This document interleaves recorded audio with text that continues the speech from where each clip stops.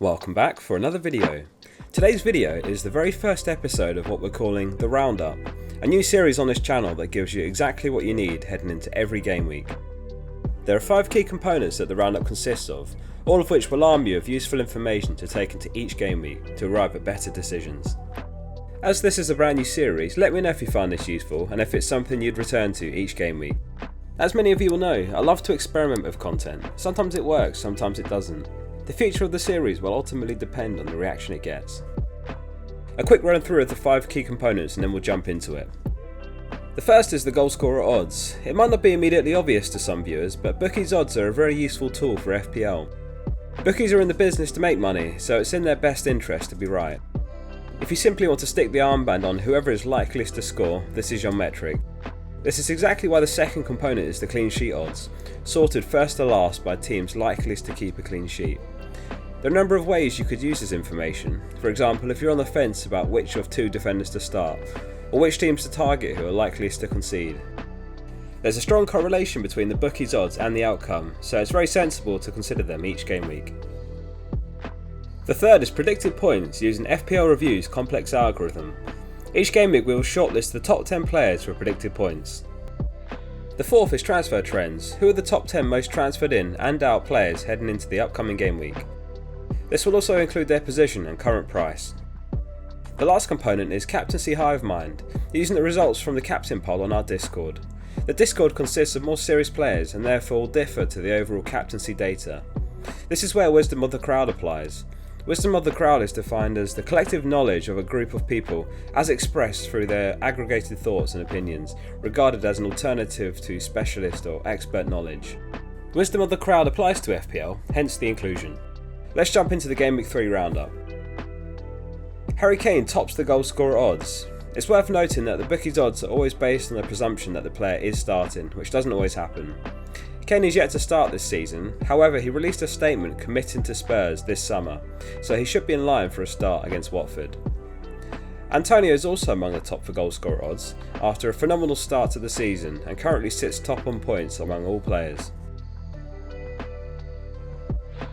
Man City are top for clean sheet odds, who face Arsenal at the Etihad.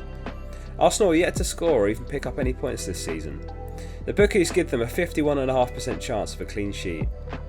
It's always difficult to predict a Pep lineup, which is why City defenders find themselves in a limited number of teams. Spurs are second for clean sheet odds with just shy of a 50% chance in the Watford game.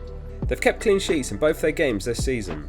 As expected, at the opposite end, Watford and Arsenal have the lowest clean sheet odds for Game Week 3 against those same respective teams. Kane tops the predicted points for Game Week 3 under the assumption of a start against Watford at home.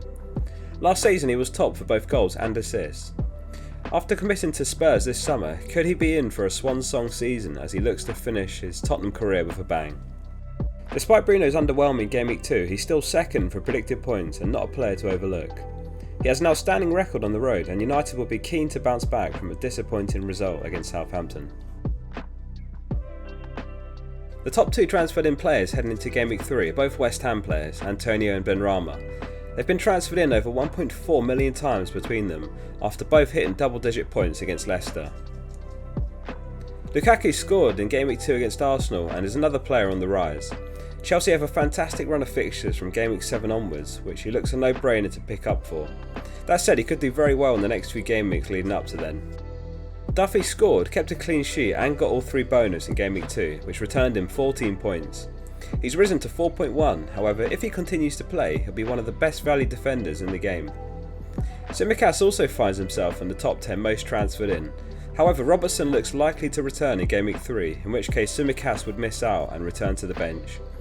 Well done to anyone who picked him up for the first 2. You can't ask for much more than 2 clean sheets and an attacking return. Tony is the most transferred out player, followed by Ben White. They both look like great picks at the start of the season, but neither have been able to pick up a return. Tony's look lively and the goals will come, but with many other forwards outperforming him, it's understandable why he's been mass sold. Hilariously, Tsimikas also appears in the top 10 most transferred out players. Lastly, the Game Week 3 Captaincy Hivemind. Thank you to everyone who has voted on the poll. The results are as follows. 52.1% have voted for Antonio off the back of his 2 goals and an assist against Leicester. He looked unstoppable, and after only 2 game weeks he sits on 3 goals and 3 assists.